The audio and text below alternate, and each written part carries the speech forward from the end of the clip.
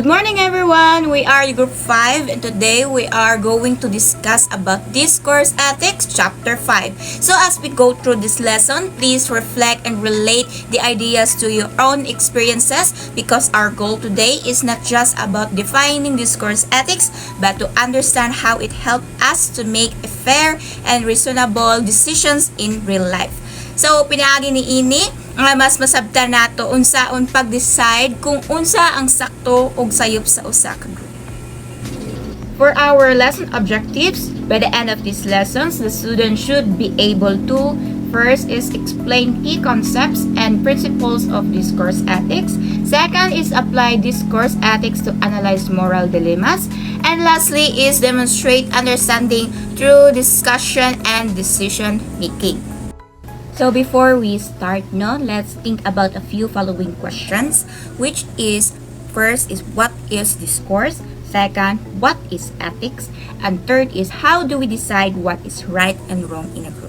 So kasagaran, we believe na kabalo na taon sa ang sakto og sayop, no? Pero later, we will realize nga dili di ay na siya ingon ana ka simple. So let's take a moment to reflect to your own experiences. So, let's move on to their simple definitions, no? So, what is discourse? So, discourse is a process of sharing ideas, opinions, and arguments with others. So, it is more than just about talking. It involves listening carefully, understanding the perspective of others, and responding thoughtfully. So, in real communication, mahitabo kung dili lang sige og istorya, no? But, maminaw pud sa uban. Kay kung magsige lang og speak without listening, no, murag nagyapon siya og one-sided na conversation. So this is important, because if we only talk without listening, misunderstanding can happen and decisions might become unfair. So pananglitan na abi nimo nga sakto na ang imuhang idea, no, pero wala di ay nimo nasabtan ang side sa uban. So tungod niini, possible nga mahimong unfair ang decisions kay dili tanan opinion ang na-consider. For our second question, what is ethics, no? So ethics is a study of what is right and wrong. It guides our behavior, helping us make decisions that are morally responsible, no? So ang ethics is not just about rules, but it's also about thinking deeply whether our actions will affect others positively or negatively. So for example, kung naay usa ka classmate nga nakita nga cheating siya sa exam, no? Ang ethics is nag-guide kung unsa ang husto nga buhaton. Either tabangan ba siya, no? Correctionan ba or i-report siya. For our last question is how to decide in a group. So discourse ethics teaches us that moral decisions should not come from one person alone. Instead, all affected members should participate in the discussion. So everyone can share their ideas, explain their reasons, and listen to others before making a decisions. So pananglitan, sa kung na ay maghimo ta og class rule, no? So dapat ng students is ma-involve para maka-share sila sa ilahang mga opinions and para mas fair ang rule, no? So through this process, mas dako ang chance nga madawat sa tanan ang mga decisions nga o ma-feel nila nga nagirespeto ang ilahang side. So this shows that fairness is not just about the outcomes but also the discussion itself is important.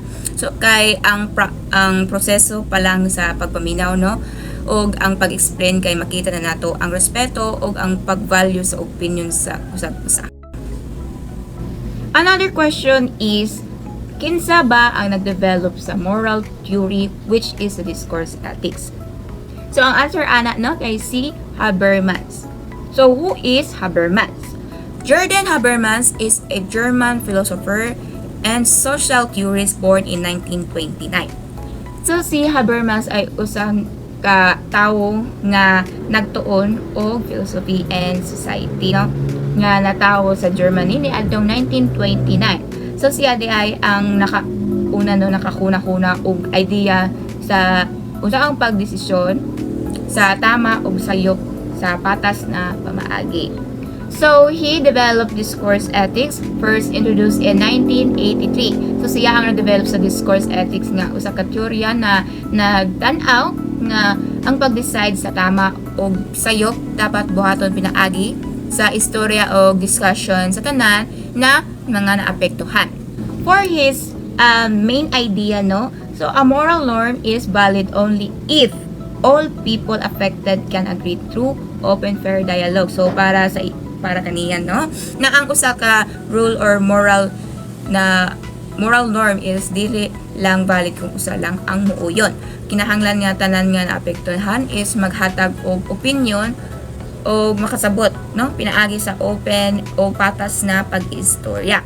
So ang ethics is not just about decided by one person, no, one person alone, but through honest conversation and mutual agreement among everyone involved, no. So again, no, kinahanglan nga honest ang pag-istorya o kanang sabutan sa tanan nga naapektuhan para ang desisyon, no, patas ang desisyon o walay ma-left out sa ilaha. So for our introduction, many people think they already know what is right and wrong based on their culture, experiences, and common sense. Moral views can also vary depending on social background, gender, and history. So these differences often lead to disagreements. The discourse ethics focus on reaching shared understanding through open discussion. So many people daw ang nag-believe, no, na they already know what is right and wrong, and usually nag-base sila on their own culture, family, religion, or personal experiences. Pero ang moral beliefs is lahi-lahi and nagdepending siya on social background, gender, o historical context, no? For example, a rule that seems fair in one culture might be considered unfair to another, and these differences in perspective can lead to a conflict if we assume, no, na everyone thinks the same way. So because of these differences, discourse ethics is very important, no, because it encourages people to discuss, explain their reasoning, and listen carefully to others. So through this way, everyone can reach and share understanding instead of just accepting someone else's opinion blindly. For our example, students have varying views on phone use in class. By letting everyone share their ideas and reasons, the class can agree on fair rule together. So, sa isa ka daw ka classroom is na ay lahi-lahi ng opinion sa paggamit sa phone. So, ang uban nag-ingon yung makadistract, ang uban po makaingon niya makatabang. Pero, instead, no, na isa ang mag-decide, ang tanan ang mo share sa ilahang ideas o pamino sa uban. So sa ingon ani, no, makabuo og rule nga fair og dawaton sa tanan. So like pwede na ang phone, no, pwede mo gamit og phone pero during specific times lang. And mao ni mismo ang discourse ethics, no, ang fairness pinaagi sa discussion o cooperation sa tanan. Next is pre-modern basis of the good. So in pre-modern societies, ideas of what is good were rooted in religion, tradition, or a higher natural order, no? So these beliefs were widely accepted and rarely questioned, forming a shared moral system that guided people's actions. So before discourse ethics, ang moral decisions were mostly based on tradition, religion, or authority. So before, ang people is nag-believe sila na that what is good or right is came from external resources nga rather than discussion or reasoning. So kung unsa man ang giingon sa isa ka culture or simbahan, maura gyud ang ilahang tumanon. So rarely lang nila gina-question ang mga rules kay sakto na para nila ang pagsunod sa authority. So this system helps to maintain the order and unity in the society. Pero nagalimit siya sa critical thinking sa mga tao nga mo na nga wala kayo sila naghunang-hunang nga nganong naana siya na rules. So which sometimes lead to unfair practices or blind obedience. So pananglitan no nga naay usa ka community nga nagbawal sa isa ka certain behavior tungod lang sa ilahang mga traditions, no. So ang mga tao is sundon ra gyapon nila biskan wala nila fully nasabtan ang rule, no. But this course ethics is change this by reasoning, encouraging this discussion, reasoning o pagpaminaw sa tanang mga perspective before deciding what is right. For our example, no, for pre-modern, in the past, people considered actions wrong if the religion or tradition forbade them. So following rules without question and rely on authority rather than personal judgment rather. So in the past, no, people followed rules because again, no, tungod sa ilahang religion or tradition said so. So og nagasunod sila without asking questions, no. Pananglitan kung magbawal sila na mangisda sa river, sundon ra gihapon nila, no, biskan wala sila kabalo unsay reason nga naman gipagbawal mangisda dua. So karon ang discourse ethics is naga-encourage us, no, gina-encourage sang to question and discuss og maminaw sa lain-laing na mga perspective. So mao ni siya ang differences, no, which is ang before obedience lang yun, pero now is more in reasoning of fairness na siya. So that's all for my part, and for the continuation, no, the next reporter will discuss the following. Thank you. Modern basis of the good. In modern society, people began relying on reason and individual thinking to determine right and wrong. Moral decisions were no longer based only on tradition or religion, but also on logic and personal judgment. However, differences in thinking across cultures created new challenges. Example of modern. Today, people often decide what is right by thinking about the effects of their action on others. For example, something is considered wrong if it causes harm or injustice to another person. This shows how reasoning and personal judgment are now important in moral decision making. So next is competing ideas of the good. In today's diverse society, people have different beliefs about what is good and just. These differences come from culture and background. Some systems that work before may not be fair to others.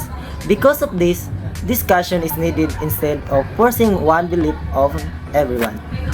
Example of competing ideas. Land ownership.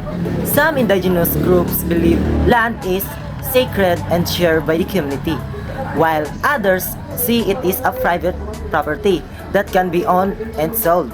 These differences can lead to conflict when decision must be made. Through discussion, both sides can better understand each other and find a fair solution. Also, autonomous beings. Human beings are autonomous when they make decisions based on their own values. They are not controlled by traditions, rules, or others' opinions. This independence lets them take responsibility for their actions. It allows them to choose what they believe is right. Then, rational beings. Human beings are rational because they have the ability to think, analyze situations, and make logical decisions. They use reason to evaluate action and understand what is right or wrong in different situations. This ability plays an important role in forming fair judgment and making responsible choices. Principle means that decisions should always consider the welfare of everyone involved, and it ensures that fairness by making sure that no individual or group is ignored or treated unjustly. And this principle emphasizes the importance of communication, participation, and mutual respect in decision making, and it ensures that rules are not imposed but are formed through collective agreement. This example emphasizes that instead of one person deciding, they discuss and agree on rules that everyone accepts. This makes the decision fair because all members participated and approved the outcome. In this procedure, everyone should be allowed to speak freely without pressure, and ideas must be supported by clear reasons. And this ensures that decisions are based in understanding, not power, and can be accepted by everyone. Through open and respectful discussion, people can develop a shared understanding as a we perspective. This allows individuals to express their ideas while also listening to others and considering different viewpoints. As a result, decisions become more acceptable and fair for everyone involved in a situation. Hello everyone, I am going to discuss to you the remaining topic. So next is the consensus. So what is consensus? Consensus is an agreement which when all participants genuinely understand and accept a decision after open discussion. It is not about giving in, but about finding a solution that everyone believes is reasonable and fair. This type of agreement respects each person's opinion and promotes unity within the group. When we talk about consensus, it is an agreement where all participants understands and accept after an open discussion. So, di lang ni siya kanang ingon nga napugos lang ka, why kanong ni-agree ka, but instead, guys, it is like, ginapangita dyan ninyo ang mga reasonable and para maging being fair po siya sa tanan. Po, sa group where nag-share ang tanan, kung unsa ilang gusto, unsa ilang kind of kanang work, anang gusto nga buhaton, tapos, ayun, i-open nila sa tanan, and then, until na natin naka-decide sila, until na decide ninyo kung unsa inyong kanang inyong i-report, inyong kind of topic and ideas ninyong bahaton, and then ayun na-agreed mo sa tanan and all of them agreed and acceptable siya sa tanan. That says compromise. So compromise happens when individuals agree to a decision for practical reasons, even if they do not fully support it. It often involves giving up part of one's position just to reach an agreement quickly. While it can solve problems temporarily, it may not fully satisfy everyone involved in the decision. Is that naitabo lang ni siya if ang mga tao is kanang they wanted the agreement, the discussion to settle fast mo na siya ang ilang kanang gusto kanang they wanted to make it kanang end quickly, and then dili nila kanang ginaano lang, or it's either they don't want to they are kanang shy to express their opinion, their thoughts about that. So ano na siya. So guys, compromise guys, it is a temporarily kanang ano lang satisfaction to everyone kay dili wala man kung kanang, for example, kanang wala ka nag ano ba kanang dili ka fully satisfied because it's either nagsisi ka sa imong gibuhat wala ka nakatag suggestion kay what if imong suggestion is kanang suggestion is effective siya sa meeting ninyo like that. So it is kanang dili siya kanang magsisinaynoon ka like pero wala na kay mabuhat kay na settle naman siya, dili naman siya pwede ka na adjourn na siya na meeting. So that is compromise. Ang pala ng compromise guys is a meeting, some group is they wanted to have a morning kanang schedule sa meeting, and then some group is gusto sa hapon. So because of that kanang ano nga agreement, so nagsettle na lang mo sa udto. Why? Because dili sa udto bisan dili gusto ang tanan, wala siya ang compromise. Next is consensus versus compromise. So what is that? A compromise is when someone agrees just to avoid conflict, even if they are not fully convinced. A consensus is when everyone understands each other and agrees on a fair decision together. This shows that consensus leads to better and more meaningful agreement. When we compare consensus versus a compromise, guys, we all know that consensus is ahead. Kay it is kanang from the word lang fairness to everyone, fair decisions together, like everyone understands like that. It is very kanang mas hindi siya i-apply kaysa sa compromise. That is why kanang mas ahead ang mas hindi siya i-apply or mas ahead ang consensus versus compromise. But some guys is ma-apply pa ang compromise, so it depends on the situation na involved sila. So next is Philippine context. So what is Philippine context? The Philippines is a diverse country with many cultures and social groups and communities that have different needs and perspectives. Due to diversity, some laws may not fully represent marginalized groups like farmers and indigenous peoples. Discourse ethics promote participation, so all voices are included in this decision. So discourse ethics, guys, it is very important for for the Filipinos here in the Philippines, because especially especially is we have different cultures, we have indigenous people, and of course farmers, and of course normal people, guys. So this course ethics, guys, it is like it applies kay parang siyang, it is a practice to everyone na you need to voice your opinions, you need to share your thoughts, you need to share your suggestions, especially sa law karon kay tingalan na lang, especially sa mga farmers kay tingalan lang sila kani gamay na ang kilo sa bugas, and they didn't know, wala sila kabalo nga ni gamay di ay, so they are kanang unaware for that kind of situation. And then also mga indigenous people is that usahay kay dili ang ilang tradition is dili kanang kuan sa government, dili agree ang government dili sa Philippines, like that. So that's why we needed the discourse ethic para i-voice ilahang kanang concerns about that. And yeah, next is the summary. We have discourse ethics. It helps people share this understanding through open discussion and reasoning. So next is pre-modern basis of the good. Morality was based on tradition and religion. And next is modern basis of good. Morality now relies on human reason and personal judgment. So, we have competing ideas of the good. It is that people have different beliefs, so discussion is needed to find fairness. And also autonomous beings, people can make their own choices. And also rational beings, people use reason to decide what is right. And next is the principle, which is the due. Rules must be acceptable to all affected individuals. Next is principle B, which is decision must be agreed upon through dialogue. Discourse procedures, which is discussion must be fair, inclusive, and open to reason. Next is shared understanding with perspective. Dialogue helps people share views and respect each other.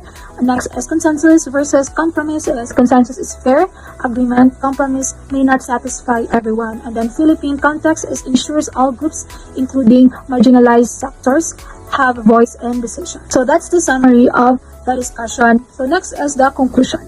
So the conclusion is discourse ethics provide a fair and reasonable way of forming moral decision. In a diverse and modern society, even if a perfect agreement is difficult to achieve, open and inclusive dialogue helps people understand each other better. In the end, good decisions are created through cooperation, shared reasoning, and mutual respect. So that is our topic for today, the discourse ethic. That's all. Thank you.